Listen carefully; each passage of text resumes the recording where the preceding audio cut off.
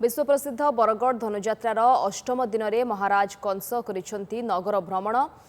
कंसक चेताऊ नहीं अर्कुर गोपपुर गमन करथिले एवं सेहीपरि गोपपुर रे अर्कुरंकर प्रवेश एवं जमुना बाली रे कृष्णपाद दर्शन सह शंखचूड़ बध दृश्य अनुष्ठित होइछि।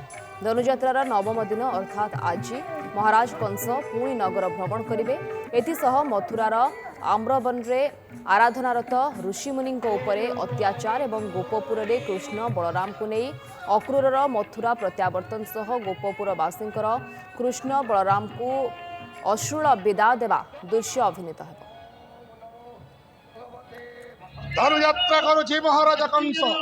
धनुयात्रा रे निमंत्रण करिछि पठाइछि पुरातन मंत्री सफलार सुत को आनिबा पई कृष्ण बलराम। एइटा धनुयात्रा नुहे, एइटा हेउछि कपट यात्रा। आ एई कपट यात्रा रे बलि पड़िबे कृष्ण एवं बलराम।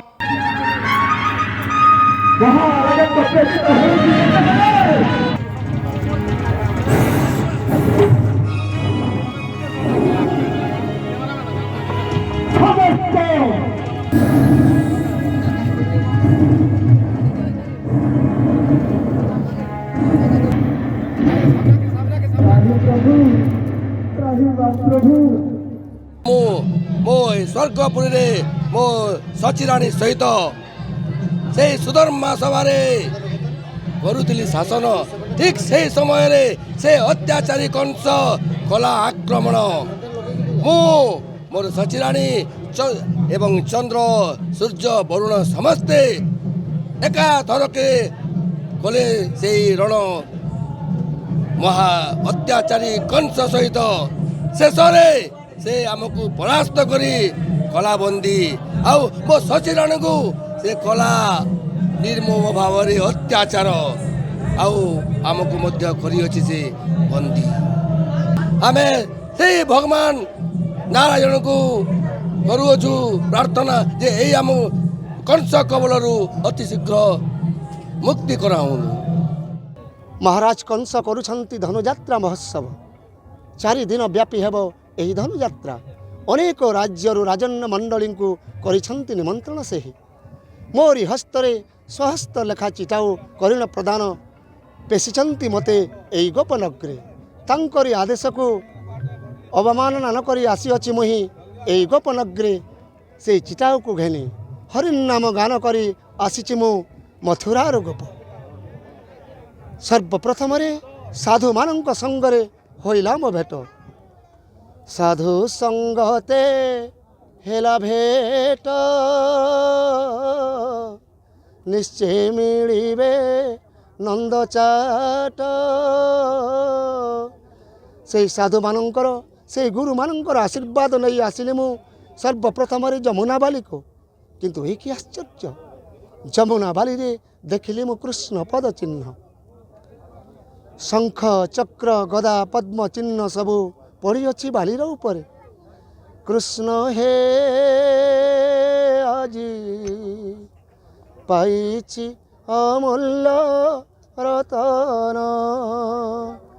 जमुना पुणिने नित्य वृंदावने देखिली कृष्ण पद चिन्ह।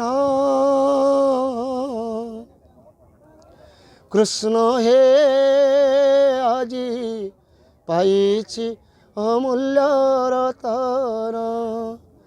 पद चिन्ह करिण दर्शन तदपरे गली मुहि से नित्य वृंदावने।